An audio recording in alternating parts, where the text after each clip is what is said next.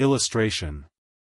Elizabeth passed the chief of the night in her sister's room, and in the morning had the pleasure of being able to send a tolerable answer to the inquiries which she very early received from Mr. Bingley by a housemaid, and some time afterwards from the two elegant ladies who waited on his sisters.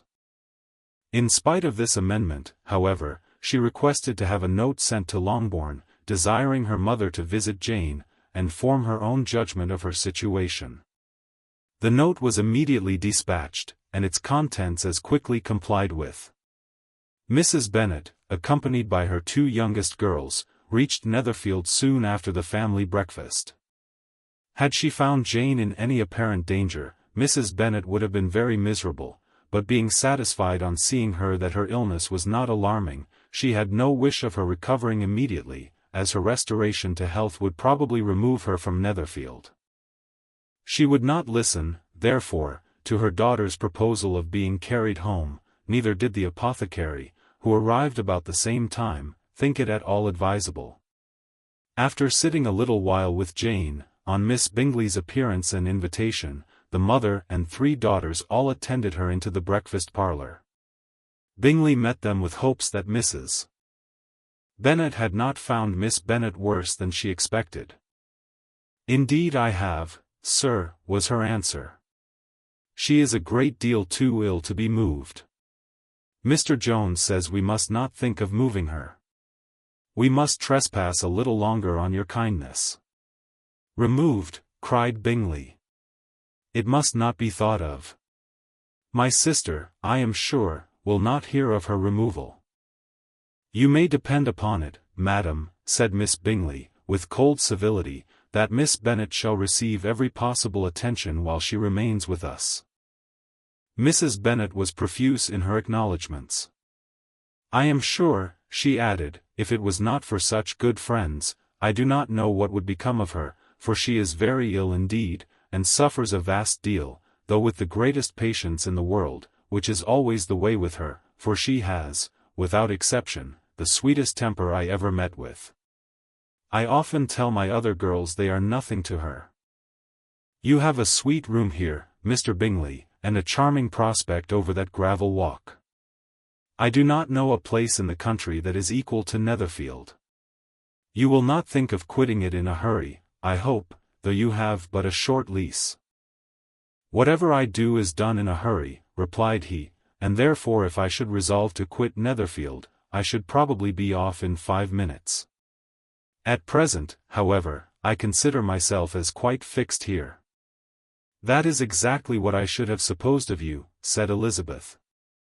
"You begin to comprehend me, do you?" cried he, turning towards her.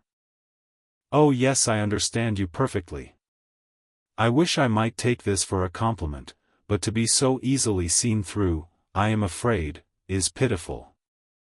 That is as it happens. It does not necessarily follow that a deep, intricate character is more or less estimable than such a one as yours." "Lizzie," cried her mother, "remember where you are, and do not run on in the wild manner that you are suffered to do at home." "I did not know before," continued Bingley, immediately, "that you were a studier of character. It must be an amusing study." "Yes, but intricate characters are the most amusing. They have at least that advantage." "The country," said Darcy, "can in general supply but few subjects for such a study. In a country neighborhood you move in a very confined and unvarying society.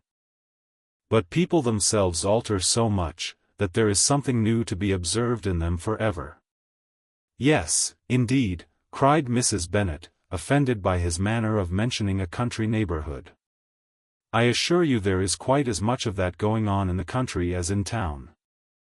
Everybody was surprised, and Darcy, after looking at her for a moment, turned silently away. Mrs. Bennet, who fancied she had gained a complete victory over him, continued her triumph. "I cannot see that London has any great advantage over the country, for my part, except the shops and public places.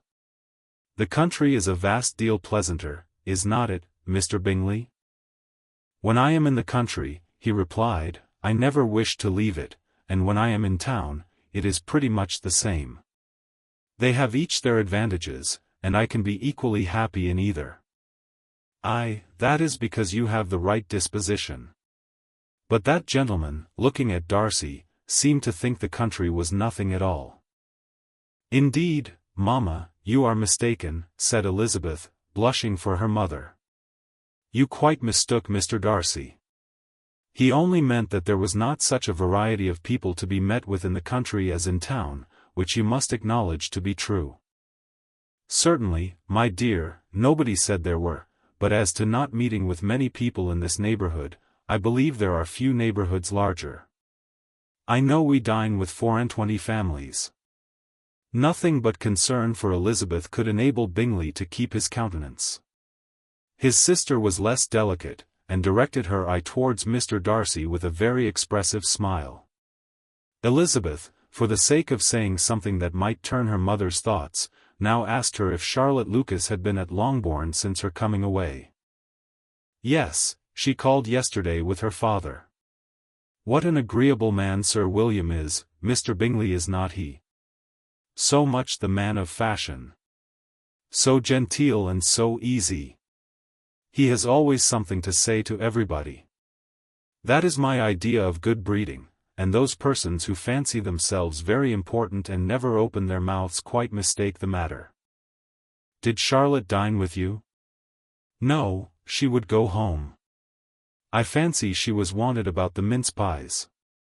For my part, Mr. Bingley, I always keep servants that can do their own work. My daughters are brought up differently.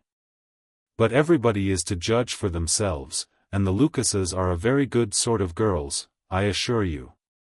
It is a pity they are not handsome. Oh dear, yes, but you must own she is very plain. Lady Lucas herself has often said so, and envied me Jane's beauty.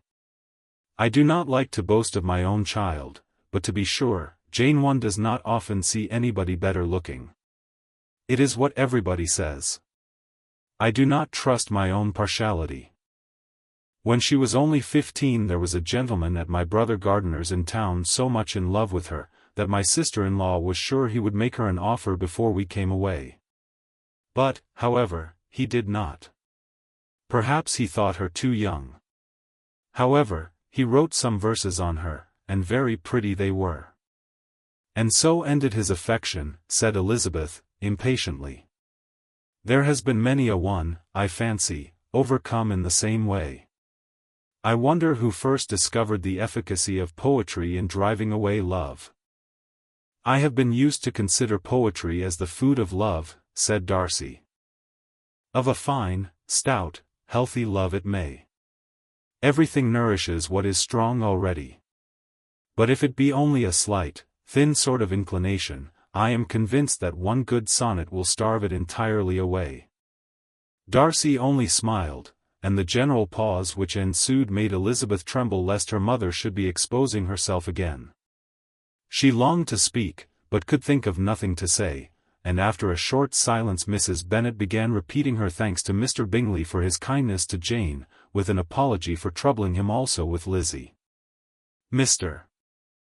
Bingley was unaffectedly civil in his answer, and forced his younger sister to be civil also, and say what the occasion required. She performed her part, indeed, without much graciousness, but Mrs. Bennet was satisfied, and soon afterwards ordered her carriage. Upon this signal, the youngest of her daughters put herself forward.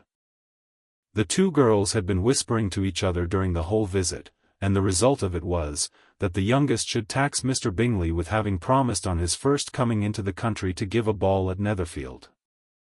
Lydia was a stout, well-grown girl of 15, with a fine complexion and good-humoured countenance, a favourite with her mother, whose affection had brought her into public at an early age. She had high animal spirits, and a sort of natural self-consequence, which the attentions of the officers, to whom her uncle's good dinners and her own easy manners recommended her, had increased into assurance. She was very equal, therefore, to address Mr. Bingley on the subject of the ball, and abruptly reminded him of his promise, adding, that it would be the most shameful thing in the world if he did not keep it. His answer to this sudden attack was delightful to her mother's ear. I am perfectly ready, I assure you, to keep my engagement, and, when your sister is recovered, you shall, if you please, name the very day of the ball. But you would not wish to be dancing while she is ill? Lydia declared herself satisfied. Oh yes, it would be much better to wait till Jane was well, and by that time, most likely, Captain Carter would be at Meryton again. And when you have given your ball, she added, I shall insist on their giving one also. I shall tell Colonel Forster it will be quite a shame if he does not.